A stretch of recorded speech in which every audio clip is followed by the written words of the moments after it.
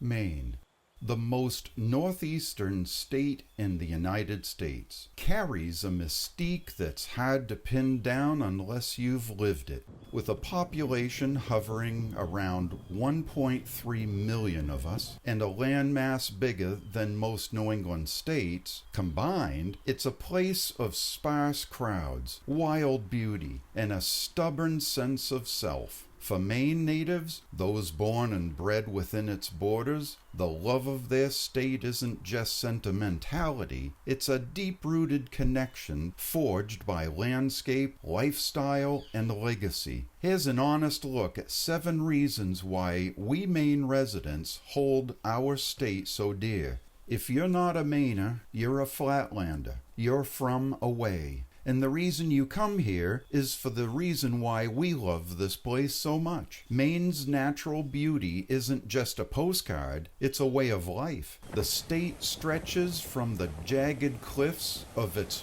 3,478-mile coastline to the rolling peaks of the Appalachian Mountains. Places like Acadia National Park with its granite domes and crashing waves, or the vast forest of Baxter State Park, home to Mount Katahdin, are more than scenic stops. They're backyard playgrounds for us natives. Growing up here means waking up to fog rolling in off the Atlantic, watching moose wander through your field, through your yard, or driving past lakes so still they mirror the sky. It's not perfect. Mosquitoes swarm in the summer. Near Patton is the Black Fly Experimental Station, and mud season turns roads to slop. But that rawness is part of the appeal. Natives love Maine because its beauty isn't curated or crowded. It's our claim, a quiet gift that shapes our sense of place.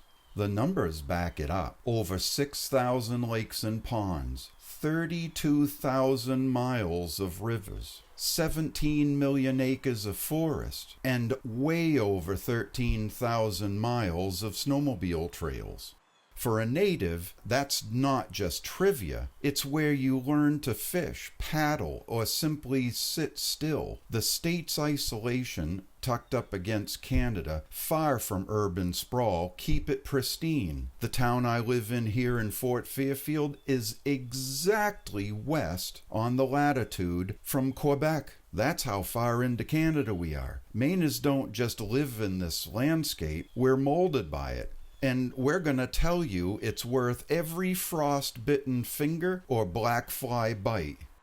You do know the reason we invite you Flatlanders to Maine is so that you can feed the black flies, the mosquitoes, especially those down in Phippsburg, they're nasty, to feed the moose flies and even the deer flies. Come on in and give them some of that DNA of yours. Number 2 reason is Maine's 4 seasons hit hard and distinct, and natives wouldn't have it any other way. Fall ignites the forest with reds and golds, drawing leaf peepers, but belonging first to the locals, who've raked those leaves since childhood. I made quite a few dollars raking leaves for the neighbors growing up. Winter buries the state in snow, sometimes 100 inches or more up north, turning it into a wonderland for snowmobiling, ice fishing, or just surviving with a wood stove. My goodness, I love a good wood stove.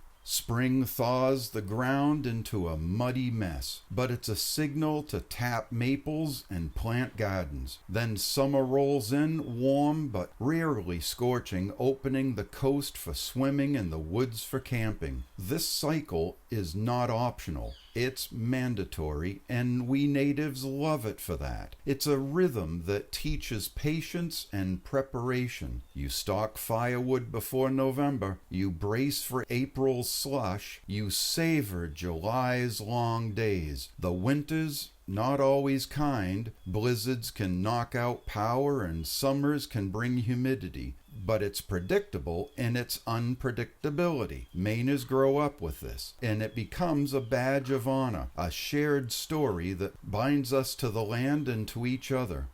One of the most common things I meet from those who have left Maine to live down in Florida and Georgia is they say, "I miss the 4 seasons."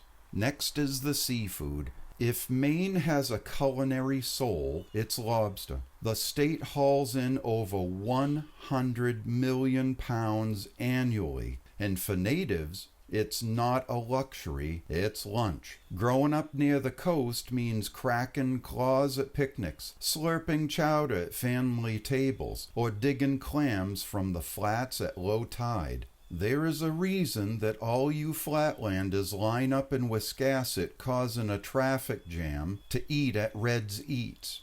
Beyond lobster, there's haddock, mussels, scallops, all fresh, all local, all tied to the ocean that's sustained Maine for centuries. I must admit I miss my brother. He used to sail off of the Black Beauty out of Portland, and the fish he used to bring and share with his family. My. Natives love this not just for the taste, but for what it represents. A working waterfront, a lineage of fishermen, a defiance of corporate food chains. It's not cheap anymore. Lobster prices fluctuate, but it's still accessible in a way outsiders envy. And it's not just seafood, it's the memory of shucking oysters with your dad, or frying smelts from the river. Boy, I love smelts. That connection to the source, from trap to table, is why Maine's food culture runs so deep in its people. Let's talk about community. Maine small towns, think Fort Kent, Dover, Foxcroft, or Bridgeton, aren't just dots on a map. They're the heartbeat of native life. With a population density of just 43 people per square mile roundabout, you're never lost in a crowd. Natives love the way neighborhoods and neighbors know your name, wave from porches, or drop off a casserole when times get tough. Community isn't abstract. It's the snowmobile club up here in Aroostook County, or the fire departments down south having pancake breakfasts, the gossip at the general store, the annual fair where everyone's a judge or a contestant. This closeness has downsides. Privacy's thin, and change comes slow. But for us natives, the trade-off is worth it. You're not anonymous in Maine. You're part of something. Events like the Common Ground Country Fair, or the Potato Blossom Festival here in Fort Fairfield, or the lobster boat races aren't just quaint, they're glue. In a world of digital drift, Maine's tight-knit towns offer a tether, and natives cling to it fiercely. Next up, let's talk about the outdoor life. Maine isn't a state you visit, it's a state you do. We natives grow up with shotguns for deer season, rods for brook season, and boots for trails like the Appalachian, which ends, or begins, at Mount Katahdin. The Allagash Wilderness Waterway isn't a bucket list trip, it's where you paddled with your cousins. Summer means sailing Penobscot Bay for those down on the coast, or swimming in Sebago Lake. I remember jumping off Fry's Leap as a boy, while winter turns ponds into hockey rinks. Even the less adventurous chop wood or tend gardens.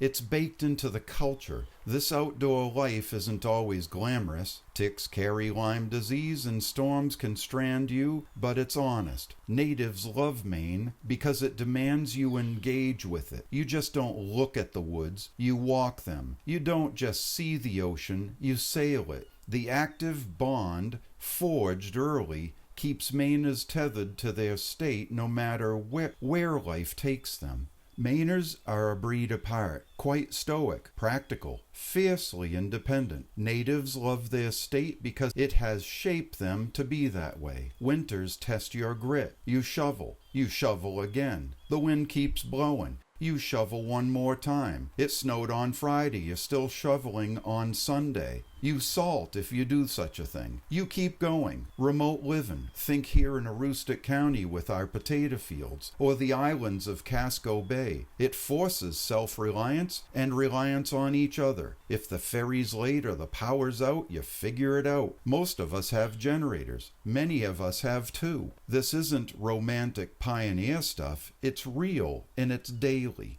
The economy's tough. Jobs in fishing, logging, or tourism don't always pay largely. But natives don't flinch. We fix our own vehicles. We grow our own food. We barter when cash is tight. We trade. That resilience passed from grandparents who weathered the Depression to kids who weathered recessions is why Maine feels like home. It's not easy, but it's ours, and we're proud of its toughness. Finally, us Maine natives love the silence, or at least the lack of clamor. With no major cities, Portland's barely 66,000, the state offers space to think. Drive Route 1 along the coast or 201 through Kennebec Valley, and it's just you, the trees, and maybe a logging truck. Go from Ashland to Fort Kent on Route 11. What a beautiful drive.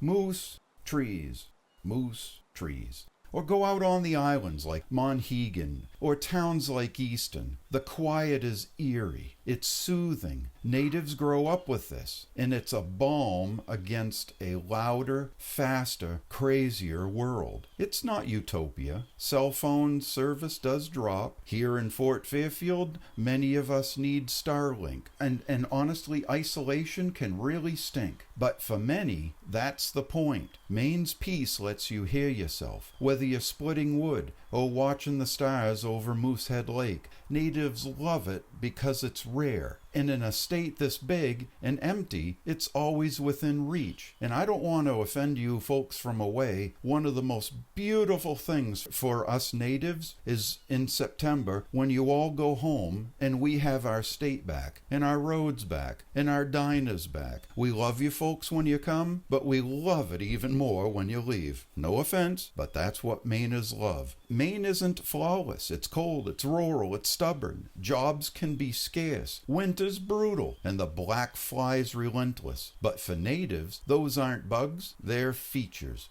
Mainers love Maine because it's ours, a place that's given us beauty, community, and a hard-earned identity. It's not for everyone, and that's exactly why we stay. In a world that's always rushing, Maine stands still, and its natives won't trade that for anything. We love Maine. Now here's a question for you. Would you like to see more videos like this? Well then, please hit the subscribe and the like buttons. We'll see you on the next video. Thank you for watching.